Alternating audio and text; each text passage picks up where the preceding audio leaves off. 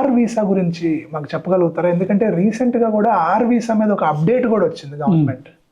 Are visa is meant for the religious workers అండి. Usually who are working as a priest or some other religious positions in any religious organizations, then they can apply for the R1 visa. Okay. It's a non-immigrant visa.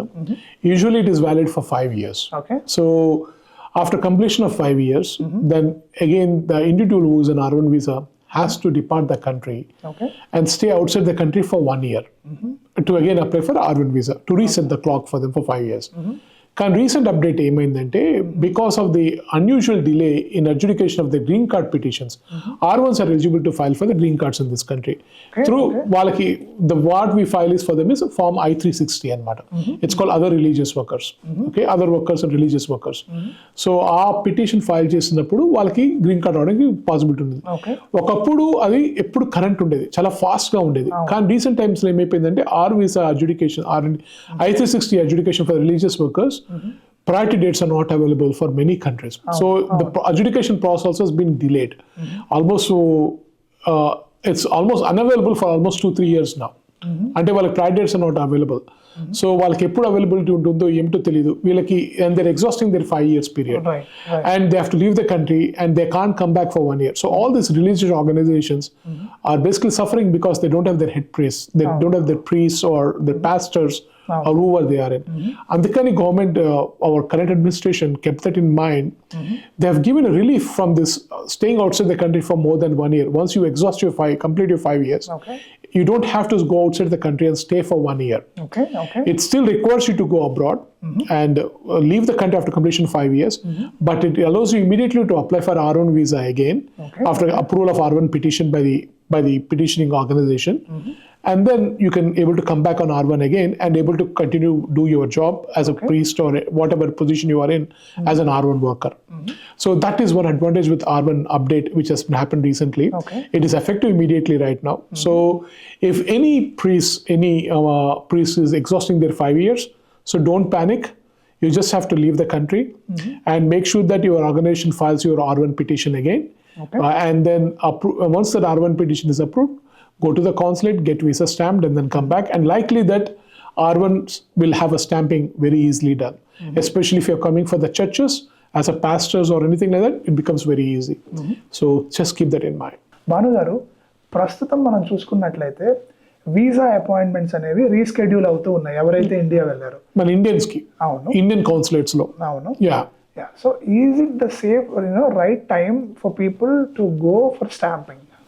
For Indian nationals, my advice will be not to travel until we have a clarity in the administrative policy on issuing visas or whatever is happening with the Department of State in India, right, with the consulates over there. We have seen that all the appointments are being postponed that have been scheduled for the appointments until February 2027 recent times. But now that has been postponed till even July 2027 now. We are seeing those postponements July 2026 and going towards almost to July 2027. If you have traveled abroad and if you're going for the visa stamping any of these months, you are stuck for several months over there. So our advice will be is just avoid traveling until we have a clarity on this particular policy implemented by the current administration. They're saying that this is because of social media vetting, but I don't think social media vetting will take so long, should not take such long generally, because this policy was there already for the F1 students and J1 students, J1 exchange visitors. So it should not be that difficult for the Department of State to implement this for the H1Bs and H4s also. But somehow this is causing a lot of inconvenience for the Indian nationals who are willing to go for the stamping in India, because now they can't go to third countries for the stamping. They have to go to India only.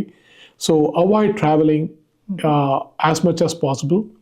Even if you have a valid visa also, I'll advise you to avoid traveling in India unless really, really needed in emergency, because we don't know when the policies will be changed because of this dynamic and fluid situations with the current affairs. So it's always better to be on the safe side. And if you have if you have a very good job and you have a lot of responsibilities with your family, I think it's try to avoid traveling. Especially you have to avoid traveling if you're going for the stamping. So Bhanu గారు, మనం చూసుకున్నట్లయితే present immigrant visa ban ఒక 75 countries మీద ఉంది కాబట్టి దీనివల్ల Indians కి green card benefit ఏదన్నా ఉంటుందా? See, you have to look into understand this. During COVID-19 pandemic, when there was a travel ban imposed on all the countries, most of the countries, automatically those immigrant visa petitions have not been adjudicated at the several consulates abroad, and those family-based immigrant visa petition numbers have become available to utilize for the employment-based category in the coming fiscal year. That actually benefited Indian nationals quite a lot, Chinese nationals quite a lot, and Philippine nationals quite a lot. So this year also, depending upon how many visa numbers are not utilized by these countries, those numbers will be allocated, are likely allocated by the Department of State in the next fiscal year, employment-based category. That will automatically increase the number of immigrant visas available for the Indian nationals. So depending upon how long this travel ban will continue, I think it will definitely will benefit Indian nationals in coming fiscal years with their immigrant visa petitions moving forward, their priority dates moving forward. So as we know, because we've seen in the past, so it's likely that that will happen. It does not necessarily the Department of State will do that, but the history says that they do that. So it's likely that they will do the same thing in coming years also. So it's likely that next fiscal year, I think Indian nationals may benefit with these priority dates, along with the Chinese nationals and also Philippine nationals and Mexican nationals, whose priority dates are way far behind normally than other countries.